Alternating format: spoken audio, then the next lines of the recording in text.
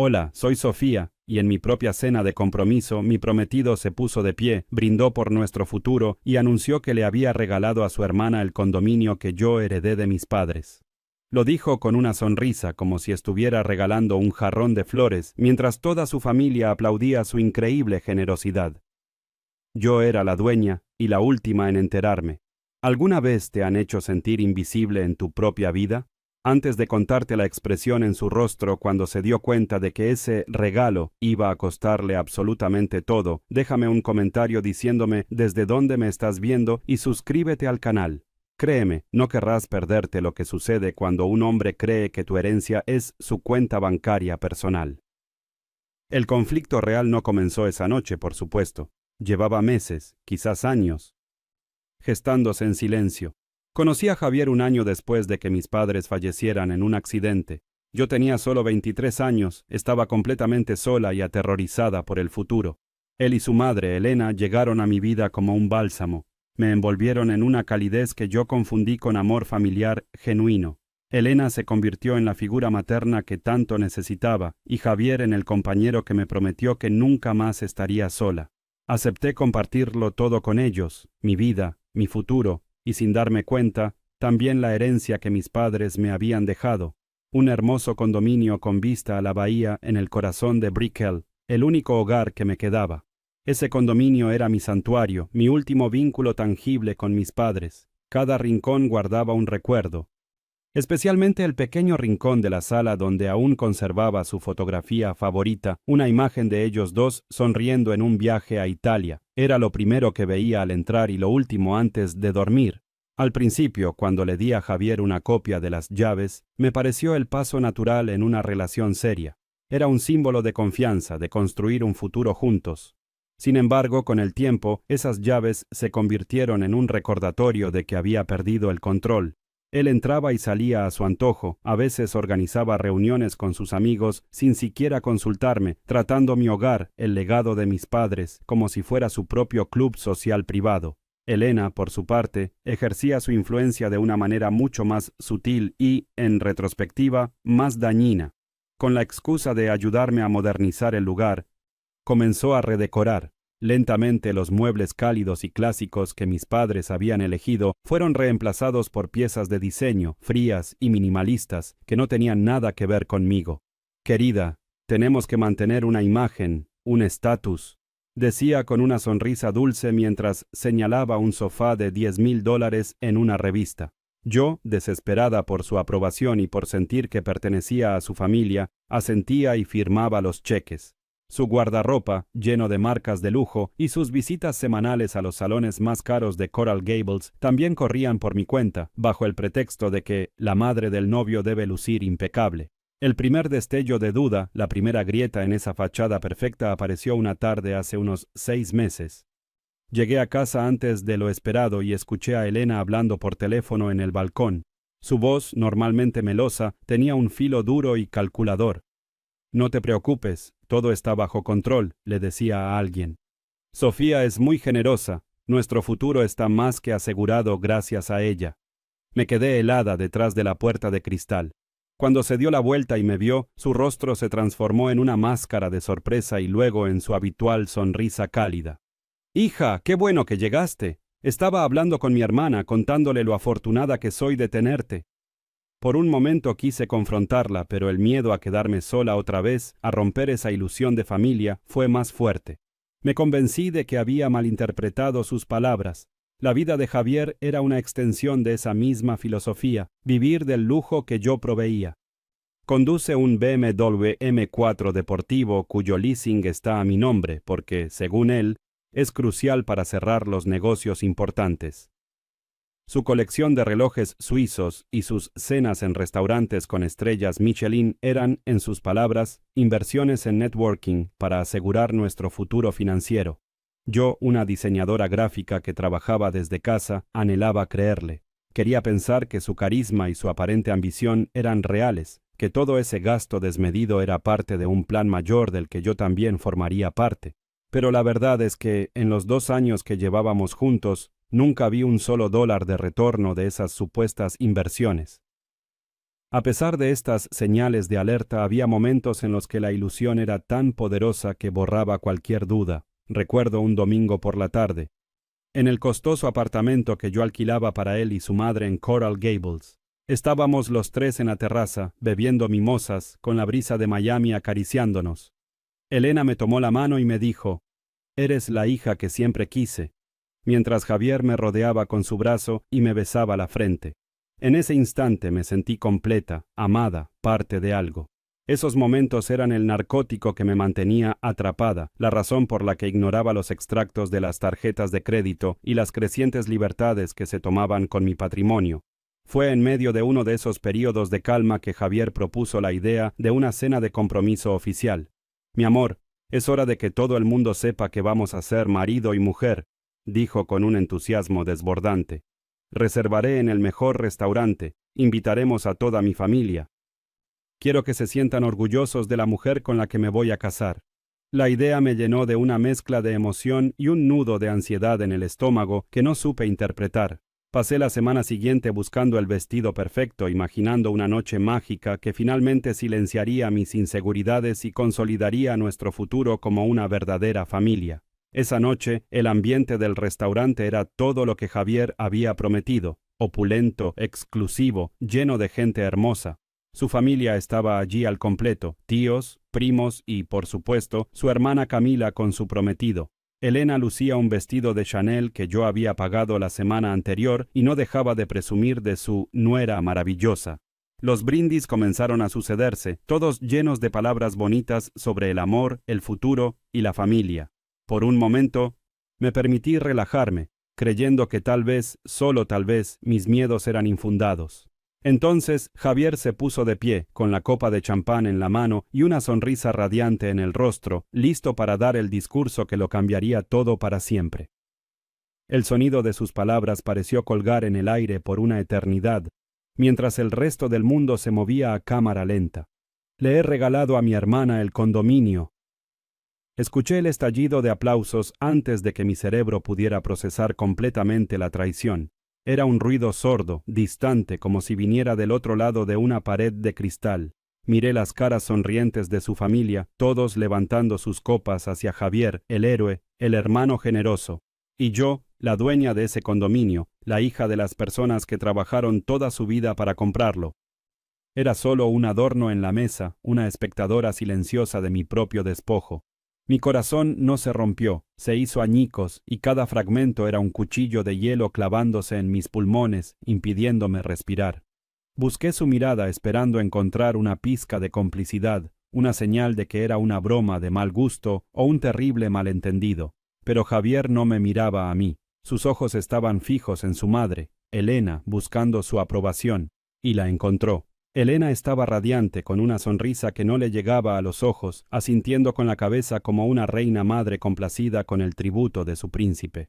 En ese instante, la conversación que había escuchado en el balcón meses atrás regresó a mi mente con una claridad brutal. Nuestro futuro está más que asegurado gracias a ella. No se refería a nuestro futuro como pareja, sino al de ellos, su familia. Yo no era parte del plan, yo era el plan. Era el pozo de los deseos del que sacaban todo lo que querían sin pedir permiso. Su hermana Camila, sentada frente a mí, tenía las mejillas sonrojadas y los ojos llorosos de la emoción. Murmuraba gracias, gracias a Javier, sin atreverse a mirarme directamente. ¿Sabía ella? ¿Era cómplice de este engaño o simplemente una beneficiaria ingenua? No importaba. En ese momento todos en esa mesa eran parte de lo mismo. Un clan que me había acogido solo para devorarme desde dentro. Un tío de Javier me dio una palmada en el hombro y dijo en voz alta: «Sofía, te sacaste la lotería con este hombre. ¡Qué corazón tan grande!». Sentí una oleada de náuseas. La ironía era tan espesa que casi podía saborearla. Él no tenía un gran corazón. Tenía mi tarjeta de crédito y las llaves de mi casa y acababa de demostrar que no veía ninguna diferencia entre ambas. Fue en ese preciso instante que algo dentro de mí cambió. El dolor agudo y punzante comenzó a transformarse en una extraña y fría calma. La niebla de la soledad y la desesperación por pertenecer, que me había cegado durante 2 años, se disipó de repente. Vi la escena con una claridad aterradora, el restaurante de lujo, la ropa de diseñador que yo había pagado, el champán caro que fluía a mi costa. Todo era un escenario, una producción teatral financiada por la herencia de mis padres. Y yo, la productora ejecutiva, ni siquiera había sido invitada a leer el guión. Recordé la foto de mis padres en la sala de estar, sus sonrisas. Sentí una vergüenza profunda, no por haber sido engañada, sino por haber permitido que su legado fuera tratado como un premio de consolación. Javier finalmente se sentó, con el rostro iluminado por el orgullo. Se inclinó hacia mí y me susurró al oído, su aliento oliendo a champán y a mentiras. Era una sorpresa, mi amor. Quería que fuera especial. La palabra sorpresa resonó en mi cabeza. Una sorpresa es un ramo de flores, un viaje de fin de semana. Regalar la única propiedad que me quedaba en el mundo, el santuario que contenía los últimos vestigios de mi familia, no era una sorpresa. Era una declaración de propiedad. Era él diciéndome, frente a todos, que lo que era mío era suyo para disponer de ello a su antojo. Y la parte más aterradora fue que realmente esperaba que yo sonriera y le agradeciera por su generosidad. En lugar de gritar, de llorar o de volcar la mesa como lo haría la protagonista de una película, hice algo que los descolocó por completo. Sonreí. No fue una sonrisa cálida ni feliz, sino una pequeña y enigmática curva en mis labios. Tomé mi copa y la levanté ligeramente en dirección a Camila. «Felicidades», dije, con una voz tan serena que hasta a mí me sorprendió. El alivio en el rostro de Javier fue palpable. Creyó que lo había aceptado, que mi amor por él era tan ciego y mi voluntad tan débil que simplemente asumiría la pérdida. Elena me miró con una mezcla de triunfo y un ligero recelo, como si no estuviera segura de si mi calma era sumisión o la antesala de una tormenta. El resto de la cena transcurrió en una bruma. Participé en la conversación.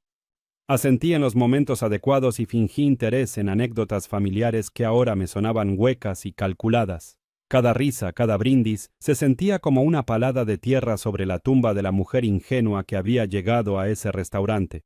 Por dentro mi mente trabajaba a una velocidad vertiginosa. Empecé a hacer un inventario mental de todo lo que me unía a ellos.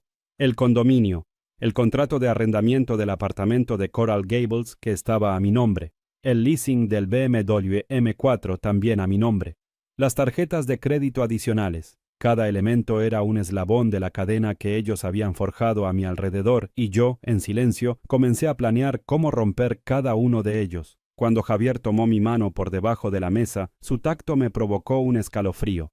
«Sabía que lo entenderías», murmuró, convencido de su victoria. «Somos un equipo, mi vida. Lo mío es tuyo y lo tuyo es mío». Esa frase que antes me habría llenado de consuelo, ahora sonaba como una sentencia.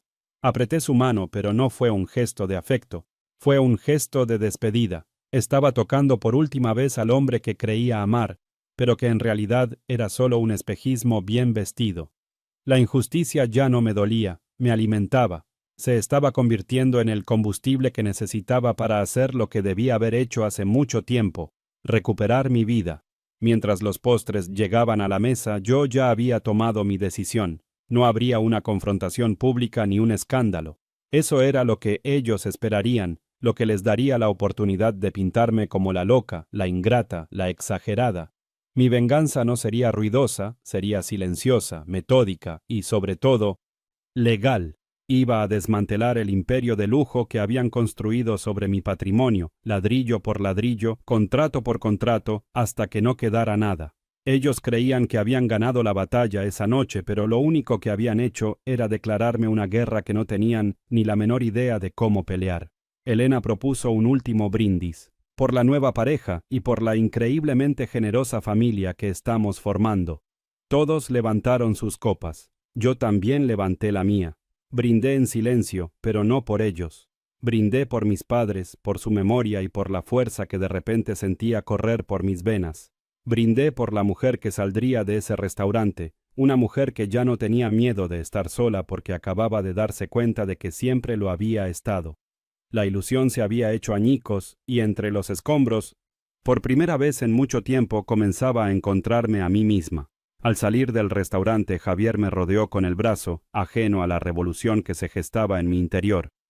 «Te amo», me dijo, besándome la frente. Le devolví la mirada y por primera vez vi a través de su carisma, más allá de su sonrisa perfecta, y contemplé el vacío que había detrás. No sentí odio, ni siquiera tristeza. Solo sentí una inmensa y liberadora indiferencia. Yo también, mentí por última vez. Sabía que esas serían las últimas palabras de afecto que le dirigiría. La noche aún no había terminado, pero para mí nuestra historia ya tenía un punto final. El verdadero espectáculo estaba a punto de comenzar, y ellos ni siquiera sabían que eran los protagonistas de su propia caída. El viaje de regreso a mi condominio fue la experiencia más surrealista de mi vida. Javier conducía el BMW que yo pagaba, con una mano en el volante y la otra sobre mi pierna, hablando sin parar sobre lo orgullosa que estaría su familia de nosotros, de él. No se dio cuenta de que mi silencio no era de admiración, sino de una conmoción tan profunda que había congelado mis cuerdas vocales. Cada palabra suya sobre el futuro, sobre nuestros planes, era como el zumbido de un insecto molesto en el borde de mi conciencia. Yo solo podía pensar en la imagen de su madre asintiendo, en la sonrisa de suficiencia de su hermana. Él me miró en un semáforo en rojo, con esa sonrisa encantadora que antes me derretía, y dijo: «¿Estás bien, mi amor? Pareces abrumada». Asentí levemente. Estaba abrumada, sí, pero no por la razón que él creía. Estaba abrumada por la claridad cristalina con la que finalmente lo veía, un parásito sonriente. Al llegar al condominio, mi santuario profanado, él intentó besarme, buscando continuar la celebración en privado. Fue el primer momento en que mi cuerpo reaccionó antes que mi mente. Me aparté instintivamente, un movimiento casi imperceptible, pero firme. «Me duele la cabeza, Javier. Ha sido una noche muy larga y emotiva», dije, mi voz sonando extrañamente distante, como si perteneciera a otra persona. Su sonrisa flaqueó por una fracción de segundo, una sombra de irritación cruzando sus ojos antes de ser reemplazada por una condescendencia comprensiva. «Claro, mi vida. Descansa. Mañana tenemos que hablar de los detalles para que Camila pueda empezar a hacer sus planes. Está tan emocionada. Se fue a dormir a la habitación de invitados, como hacía a veces, sin saber que acababa de cruzar un umbral y que la puerta de mi vida se estaba cerrando silenciosamente detrás de él. Me desperté antes del amanecer, con una determinación que no había sentido en años. El sol apenas comenzaba a teñir el cielo sobre la bahía de Biscayne. Mi primer acto fue caminar hacia la sala, tomar la fotografía enmarcada de mis padres y envolverla cuidadosamente en un pañuelo de seda. La coloqué en el fondo de mi bolso como si fuera un tesoro sagrado que debía ser rescatado de un naufragio. Luego me senté en el balcón, con el aire fresco de la mañana en mi rostro, y busqué en mi teléfono el contacto de la agente inmobiliaria más agresiva y eficiente de Miami. «Hola, Laura, soy Sofía. Necesito vender mi condominio en Brickell, y necesito que sea rápido, lo más rápido posible. El precio no es el problema, la velocidad sí». Mi voz no tembló. Era la voz de una directora ejecutiva tomando una decisión de negocios, no la de una mujer con el corazón roto. Javier se despertó horas después encontrándome ya vestida y trabajando en mi computadora portátil. Se acercó por detrás, besó mi cuello y dijo: «Buenos días, futura señora de la casa. Bueno, de otra casa». Se rió de su propio chiste. Luego, con una naturalidad que me revolvió el estómago, añadió: «Oye, amor, para ir adelantando lo de Cami, ¿dónde tienes los papeles de la propiedad? El título, el registro, todo eso. Así se lo puedo pasar a su abogado para que prepare la transferencia». Se sirvió un café, esperando que yo simplemente le dijera en qué cajón estaban, como si le estuviera pidiendo el azúcar. El momento que temía y esperaba había llegado. La tensión en la habitación era tan palpable que sentí que podía cortarla con un cuchillo. Cada fibra de mi ser gritaba que corriera, pero me obligué a permanecer inmóvil. Respiré hondo, manteniendo mi mirada fija en la pantalla de la computadora. «Están en una caja de seguridad en el banco», mentí con una calma que me asombró a mí misma. «Tendré que ir a buscarlos más tarde esta semana, cuando tenga un hueco».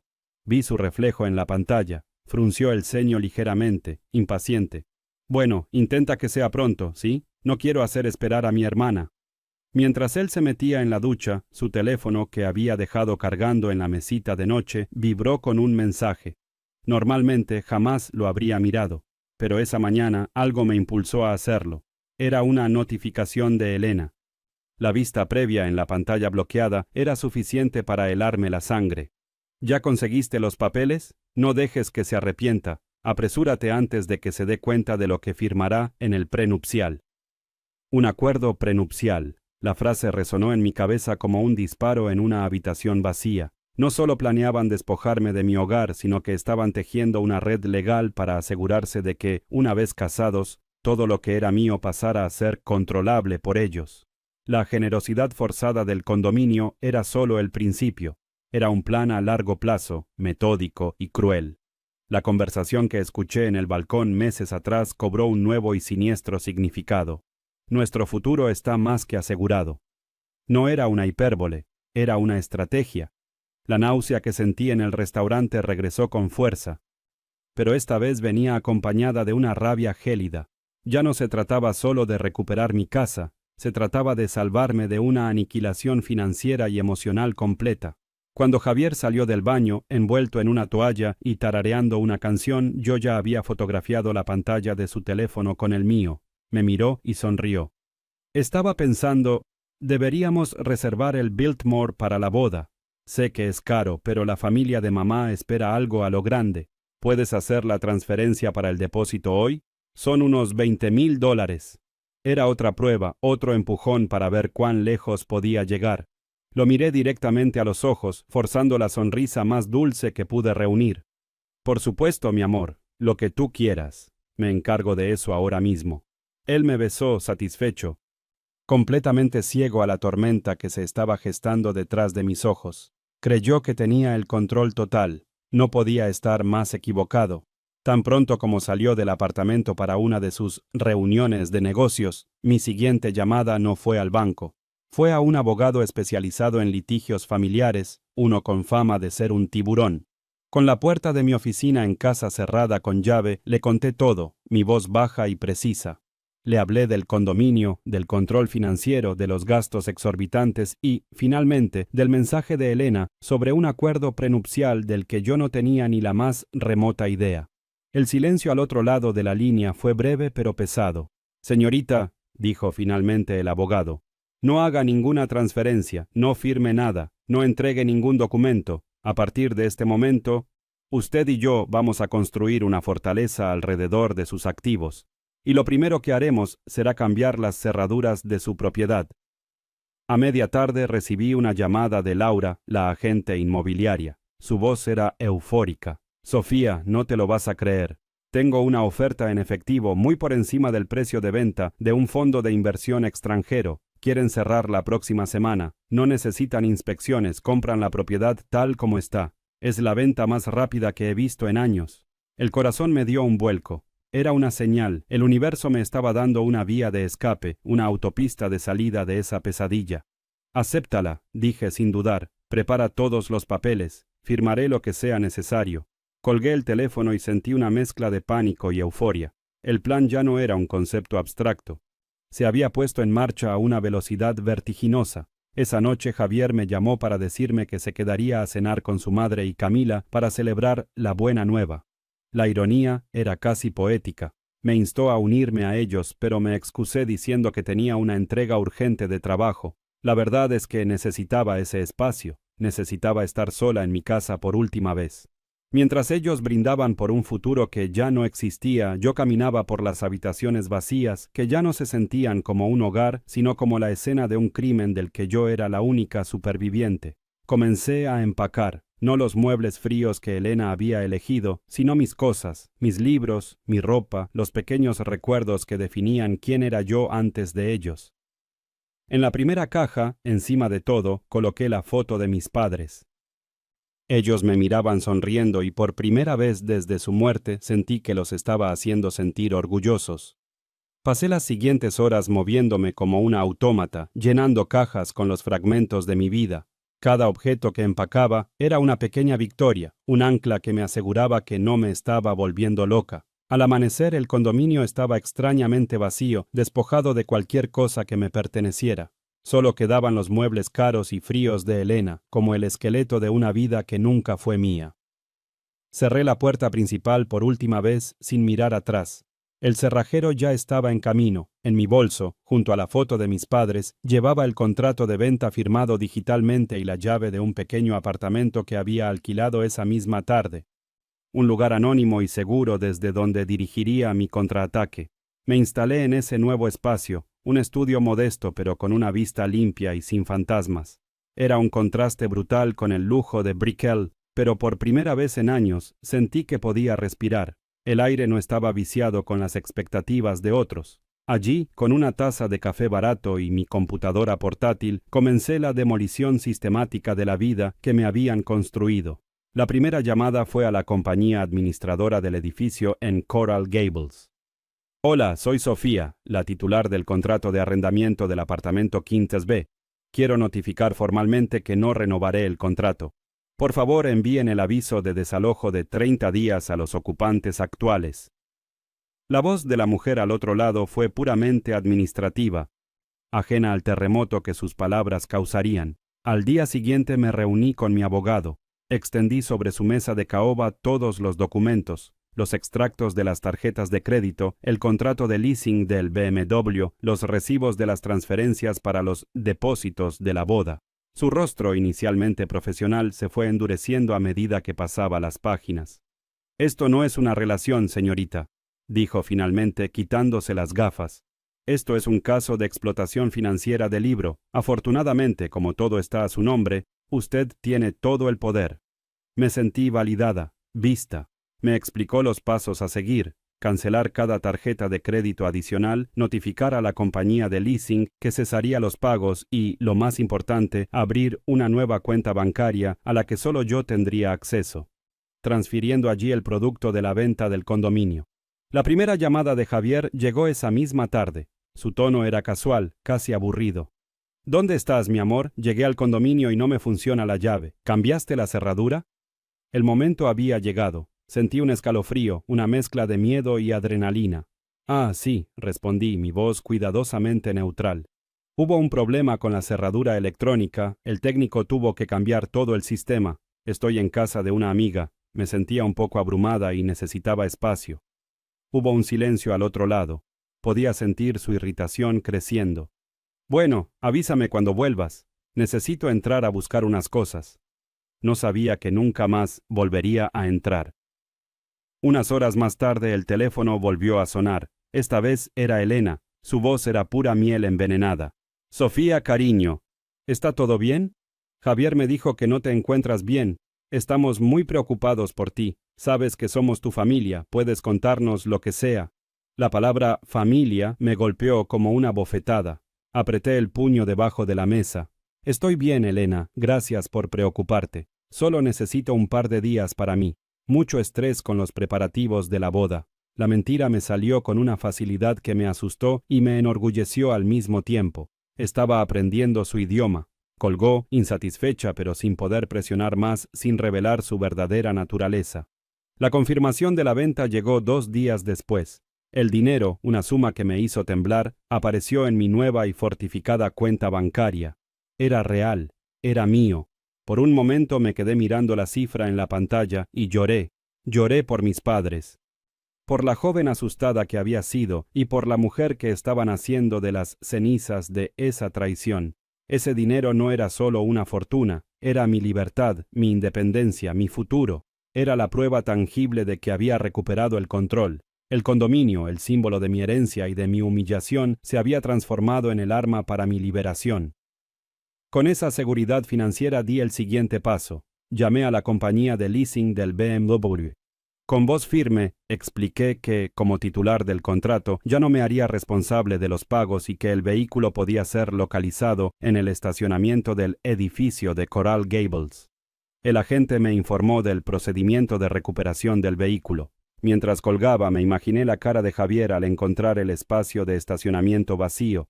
No era una fantasía de venganza, sino de justicia. Cada acción que tomaba era como quitar una piedra de mi espalda, una carga que ni siquiera sabía que llevaba. Estaba desmantelando su mundo de apariencias, un contrato a la vez. La llamada que lo cambió todo llegó el viernes por la mañana. Era Javier. Su voz ya no tenía rastro de encanto, era un gruñido bajo, cargado de una furia que apenas contenía. ¿Se puede saber qué demonios está pasando, Sofía? Acabo de recibir una notificación oficial del registro de la propiedad. Dice que el condominio ha sido vendido. Tiene que ser un error. Grité en silencio, una mezcla de terror y triunfo. No es un error, Javier, dije, mi voz sorprendentemente tranquila. Lo vendí. El silencio que siguió fue más aterrador que cualquier grito. Podía oír su respiración agitada, el sonido de su mundo desmoronándose a través del teléfono.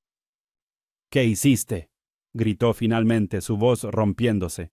¿Y el regalo de mi hermana? ¿Nuestros planes? ¡Te has vuelto loca! Ignoré los insultos, el intento desesperado de volver a pintarme como la irracional. Era mi propiedad, Javier, mi decisión. Lo que tú hiciste en esa cena no fue un regalo, fue un robo, y se acabó. Podía sentir su pánico escalando, la rabia convirtiéndose en desesperación. Necesito ese dinero, Sofía. Se lo prometí a mi familia, me vas a arruinar. La palabra arruinar quedó flotando en el aire. Él no hablaba de nuestra relación, hablaba de su estilo de vida, de su estatus, del castillo de naipes que yo financiaba. Sabía que no podía resolver esto por teléfono. La confrontación final tenía que ser cara a cara. Tenía que ver su rostro cuando la última pieza del dominó cayera. Si quieres hablar de esto como una persona adulta, ven a mi nuevo apartamento, le dije, mi voz firme como una roca. No voy a discutir esto a gritos por teléfono. Le envié la dirección por mensaje de texto. Era una dirección en un barrio obrero, a un mundo de distancia del glamour de Brickell y Coral Gables. Estaba convocándolo a mi terreno, a mi nueva realidad, una realidad que él no podía controlar. Me senté en el único sillón de mi pequeño estudio, con la foto de mis padres sobre la mesita de al lado, y esperé. Sabía que estaba en camino, y sabía que la tormenta que traía consigo sería el final de todo. No esperé mucho tiempo. Unos 20 minutos después, el sonido de un auto frenando bruscamente en la calle de abajo, seguido de un portazo, me anunció su llegada. Escuché sus pasos apresurados y furiosos, subiendo las escaleras del pequeño edificio, 2 escalones a la vez. No había un ascensor de lujo aquí, no había un conserje que le abriera la puerta con una sonrisa, solo un pasillo estrecho y mal iluminado que conducía a mi puerta. Cuando los golpes resonaron, no me sobresalté, estaba lista. A mi lado en la pequeña mesa, la foto de mis padres parecía infundirme una calma de acero. Me levanté, respiré hondo y abrí la puerta. El hombre que estaba frente a mí no se parecía en nada al prometido encantador que había conocido. Era una bestia acorralada, con los ojos inyectados en sangre y la mandíbula apretada. ¿Se puede saber qué demonios te pasa?, espetó, empujando la puerta para entrar sin que yo lo invitara. El olor a su costosa colonia, la misma que yo le había comprado, llenó mi pequeño apartamento sintiéndose fuera de lugar, invasivo. Se paseó por el reducido espacio como un león enjaulado, sin siquiera mirar el modesto mobiliario. Su furia estaba enfocada únicamente en mí. ¿Vender el condominio? ¿Sin decirme nada? Te has vuelto completamente loca, Sofía, completamente. Su voz era un trueno en la quietud de mi nuevo santuario. No me inmuté. Cerré la puerta suavemente detrás de él. El sonido del cerrojo encajando fue un punto final simbólico. Lo dejé desahogarse, sabiendo que necesitaba agotar su ira antes de que pudiera escuchar cualquier cosa. Cuando finalmente se detuvo, con el pecho agitándose por el esfuerzo de gritar, me miró, esperando una disculpa, una explicación que se ajustara a su visión del mundo. En cambio, obtuvo la verdad, simple y sin adornos. No me he vuelto loca, Javier. Al contrario, por primera vez en 2 años estoy pensando con claridad. Dije, mi voz era tan tranquila que pareció desconcertarlo más que cualquier grito. El condominio era mío, heredado de mis padres. Mi firma estaba en el título de propiedad, no la tuya. La decisión de venderlo era, y siempre fue, exclusivamente mía. Cada palabra era una piedra, cuidadosamente colocada para construir un muro entre la mujer que era ahora y la que él había explotado. Su rostro pasó de la furia a la incredulidad. Parpadeó como si no pudiera procesar el significado de mis palabras. ¿Tu decisión? ¿Y qué hay de tu promesa a mí? ¿Y el regalo a mi hermana? Se lo prometí, Sofía. Le prometí un hogar. La audacia de su argumento me dejó sin aliento por un segundo. No veía la traición en sus acciones, solo en las mías. Tú no le prometiste nada, Javier. Tú intentaste regalar algo que no era tuyo. Eso no es una promesa, es un intento de robo. Repliqué, mi voz manteniéndose firme. Entonces su verdadera motivación salió a la luz, cruda y sin filtros. Pues dame el dinero de la venta entonces, lo necesito, ¿no puedes hacerme esto? No pedía, exigía. Su mano se extendió como si esperara que yo simplemente le transfiriera millones de dólares a su cuenta. Me reí. No fue una risa alegre, sino un sonido seco, amargo, que salió de lo más profundo de mi ser. El dinero, repetí, saboreando la palabra. Claro, todo se reduce al dinero, ¿verdad? No a nuestro amor, no a nuestro futuro, sino al dinero. El dinero está seguro, Javier, en una cuenta a la que nunca tendrás acceso. Está invertido en mi futuro, no en el tuyo ni en el de tu familia. Vi cómo la comprensión comenzaba a filtrarse en su mente, la lenta y horrible comprensión de que el juego había terminado y él había perdido. Su rostro, normalmente bronceado y seguro, comenzó a perder color. La máscara del hombre exitoso se estaba agrietando, revelando al niño mimado y desesperado que había debajo. Fue entonces cuando cambió de táctica. Cuando la agresión y las exigencias no funcionaron, recurrió a la manipulación emocional, el arma que tan bien había funcionado en el pasado. Su cuerpo se desplomó, se pasó las manos por el pelo, su postura cambió de amenazante a derrotada. «Sofía, por favor», suplicó, su voz ahora un susurro roto. «No puedes entenderlo. Mi madre, yo, no tenemos a dónde ir. Si perdemos ese apartamento, nos quedaremos en la calle. ¿Es eso lo que quieres? ¿Dejarnos en la calle después de todo lo que hemos sido para ti?» Me miró con ojos que intentaban parecer suplicantes, buscando esa pizca de culpa, esa debilidad que siempre había encontrado en mí. Pero ya no estaba allí. Lo observé en silencio, sin sentir la más mínima punzada de piedad. «Todo lo que han sido para mí», repetí sus palabras lentamente, dejando que el peso de su hipocresía llenara el espacio entre nosotros. «Ustedes no han sido nada. Para mí, Javier. Han vivido de mí. Han construido una vida de lujo sobre mi dolor y mi soledad, y han tenido la desfachatez de llamarlo amor». Me acerqué un paso, invadiendo su espacio por primera vez. Él retrocedió instintivamente. El poder había cambiado de manos de forma definitiva, y ambos lo sabíamos. Ya no le tenía miedo, de hecho ya no sentía nada por él. Y esa indiferencia era mi mayor fortaleza. «Hablando de tu apartamento», continué, mi voz ahora con un filo de hielo. «Me alegro de que lo menciones, porque esa es la segunda noticia que tengo para ti». Se quedó inmóvil, sus ojos muy abiertos, anticipando el siguiente golpe. La ejecución tenía que ser perfecta, limpia. El contrato de arrendamiento de su lujoso apartamento en Coral Gables, el que estaba a mi nombre y que yo pagaba cada mes, ha sido cancelado. Recibí la confirmación esta mañana. Según los términos del contrato, tienen exactamente hasta el final de esta semana para desalojar la propiedad. Le di la noticia con la misma emoción con la que se lee un informe meteorológico.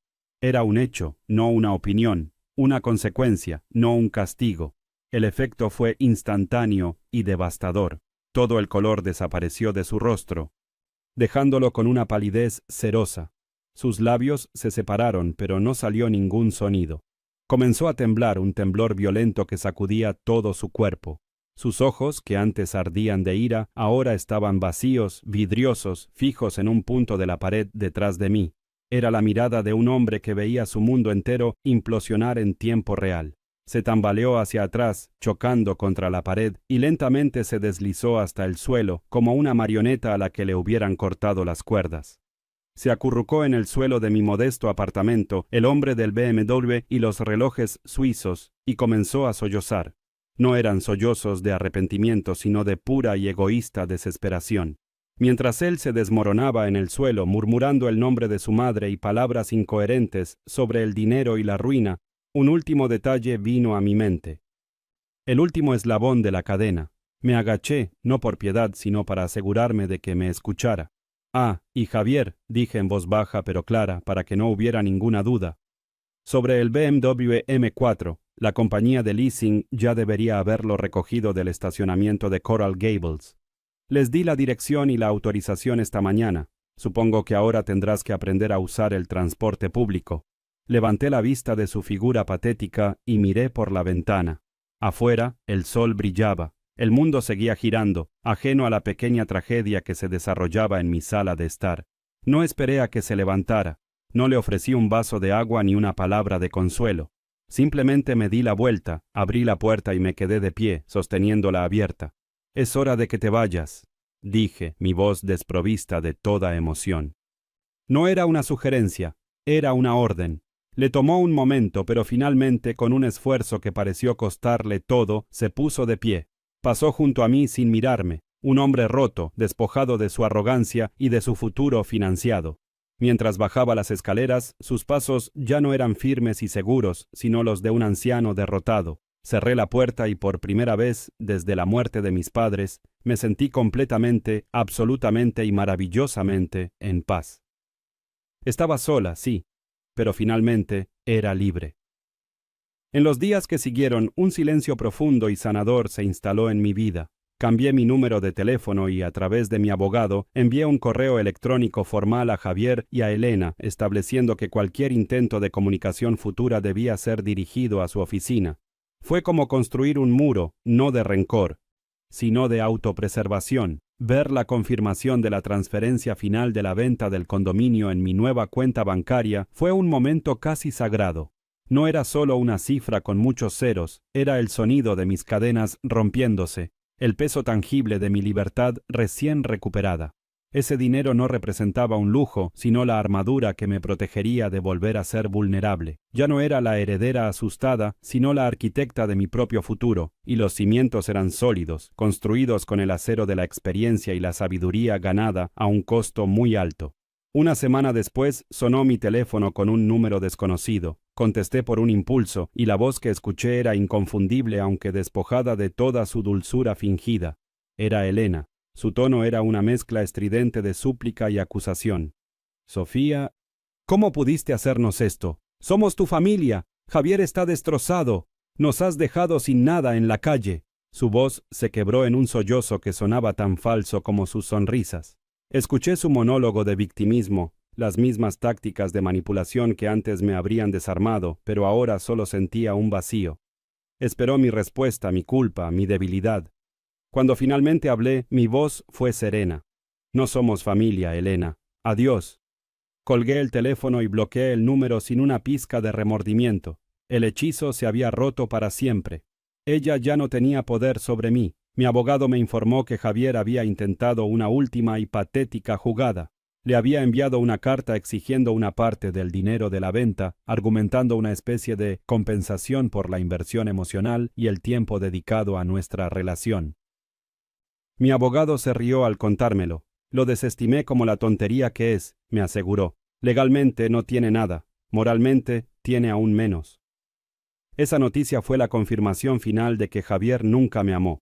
Solo amaba lo que yo representaba, un acceso ilimitado a una vida que él no podía ni quería ganarse.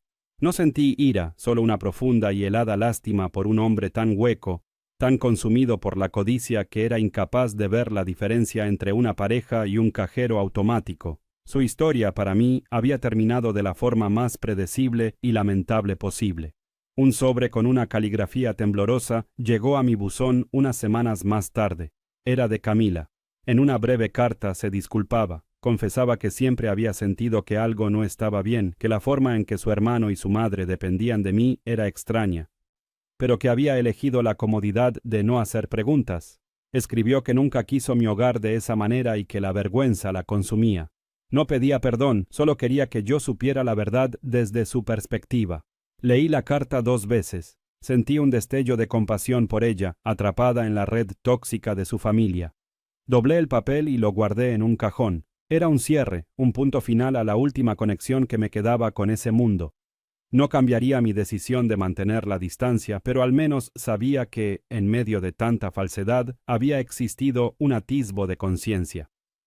Los siguientes meses fueron un renacimiento. Con una parte del dinero fundé mi propia agencia de diseño gráfico. Alquilé una pequeña oficina luminosa en el Design District, un espacio que era solo mío, lleno de mis ideas y mi energía. Dejé de ser una freelancer que trabajaba desde un rincón de su casa para convertirme en una empresaria que construía algo tangible. Cada nuevo cliente, cada proyecto completado, era una reafirmación de mi valor, independiente de cualquier hombre o herencia. La vida que construía no se basaba en el lujo ostentoso de las marcas de diseñador, sino en la satisfacción profunda del trabajo bien hecho y el éxito ganado con mi propio talento y esfuerzo. Estaba descubriendo que la verdadera riqueza no se mide por lo que tienes, sino por lo que eres capaz de crear. Un día, 6 meses después de la confrontación, ocurrió algo inesperado. Estaba en una cafetería en Wynwood, un barrio que nunca frecuentaba con Javier. Cuando los vi entrar, eran ellos, Javier y Elena. El cambio era impactante, se veían apagados. La ropa de Elena, aunque todavía de marca, parecía desgastada, fuera de temporada. La arrogancia de Javier se había evaporado, reemplazada por un aire de amargura y cansancio. Se sentaron en una mesa cercana y comenzaron a discutir en susurros airados sobre el precio de un café. No me vieron. Los observé por un instante, sin sentir triunfo ni rencor, solo una extraña distancia, como si viera a personajes de una película que ya había terminado. Pagué mi cuenta y me fui en silencio. Eran solo 2 extraños, cosechando las consecuencias de las vidas que habían elegido vivir. Con el tiempo decidí que estaba lista para echar raíces de nuevo. Vendí el modesto apartamento y compré una pequeña casa con un jardín descuidado en Coconut Grove. No era un condominio con vistas panorámicas ni una declaración de estatus. Era un lienzo en blanco, un lugar para sanar. Pasé los fines de semana pintando paredes, plantando flores y eligiendo cada mueble con cuidado, no por su precio, sino por la alegría que me traía. Lo primero que coloqué en la repisa de la chimenea fue la fotografía de mis padres. Al ver sus sonrisas en mi nuevo hogar, un hogar que yo había elegido y creado, sentí que el círculo se cerraba. Ya no estaba simplemente protegiendo su legado, estaba construyendo el mío sobre los cimientos que ellos me habían dado. Hoy mi vida es tranquila, pero inmensamente rica. Mi negocio prospera, he cultivado amistades genuinas y he aprendido a disfrutar de mi propia compañía. A veces, sentada en mi jardín con mi cuaderno de bocetos, pienso en la mujer que fui. La veo con compasión, pero sin nostalgia. La traición de Javier no me destruyó, me reveló una fortaleza que no sabía que poseía. Me enseñó que el miedo a la soledad puede ser una jaula más peligrosa que cualquier otra. Las cicatrices permanecen, pero ya no duelen. Son un recordatorio de que sobreviví, de que luché por mí misma y gané la batalla más importante de todas, la de mi propia dignidad. Estoy sola, pero no me siento sola. Estoy en paz. He aprendido que la verdadera familia no es la que te acoge por lo que tienes, sino la que se queda por lo que eres. Y lo más importante, he aprendido que el único amor que puede realmente salvarte es el que sientes por ti misma. Ese amor es mi hogar ahora, un hogar del que nadie podrá volver a desalojarme jamás.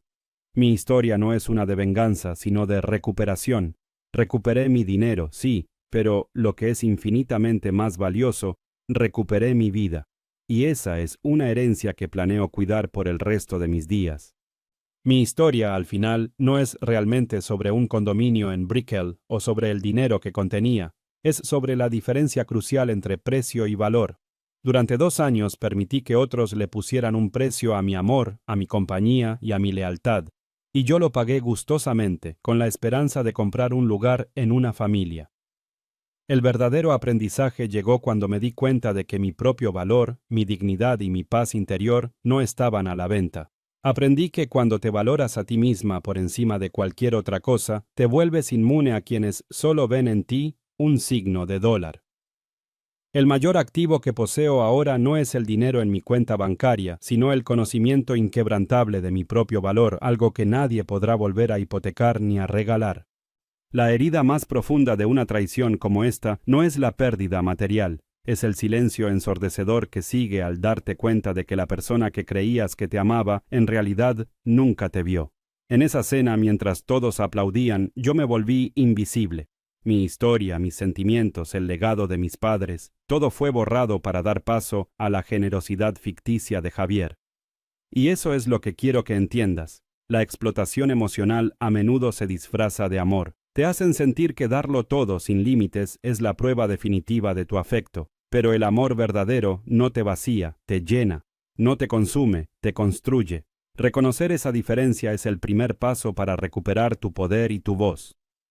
Mucha gente se ha quedado con la frase de la segunda noticia, la del desalojo, pero la lección más importante no está en la venganza, sino en el concepto de los avisos. La vida siempre te da un primer aviso, una palabra fuera de lugar, una falta de respeto, una bandera roja que intentas ignorar. El anuncio de Javier en esa cena fue mi primer aviso, gritándome que para él yo era un medio para un fin. El segundo aviso, el más importante, no es el que le das a la otra persona, es el que te das a ti misma. Es la decisión interna de decir basta.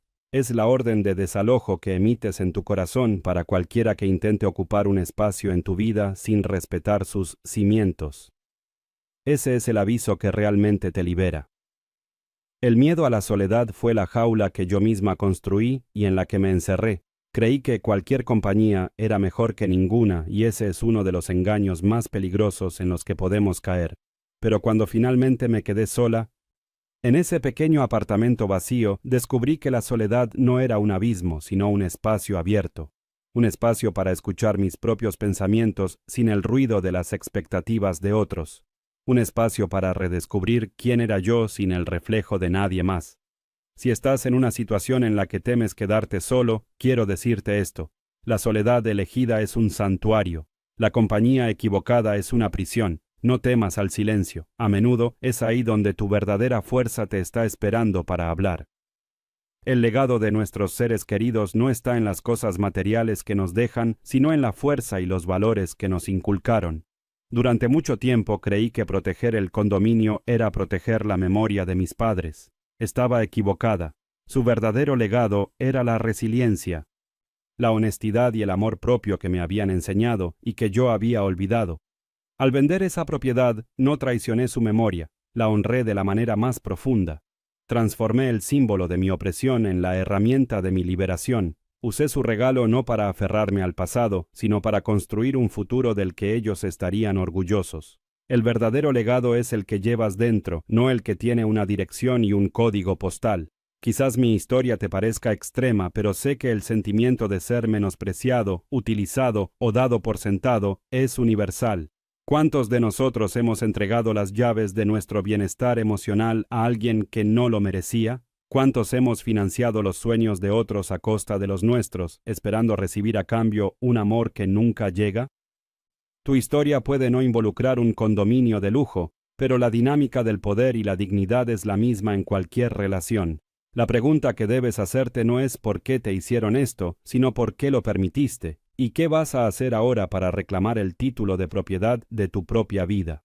Si esta historia ha resonado contigo, si ha tocado alguna fibra de tu propia experiencia, quiero que sepas que no estás solo. Hay una comunidad entera de personas que, como tú y como yo, han tenido que aprender a poner límites y a elegir su propia paz por encima de todo. Antes de irte, déjame un comentario contándome desde qué parte del mundo estás viendo esto y suscríbete al canal. Cada historia de supervivencia y empoderamiento que compartimos aquí es un recordatorio de que somos más fuertes de lo que creemos. Créeme, no querrás perderte las lecciones que vienen, porque cada historia compartida es una luz en el camino para alguien que todavía podría estar caminando en la oscuridad.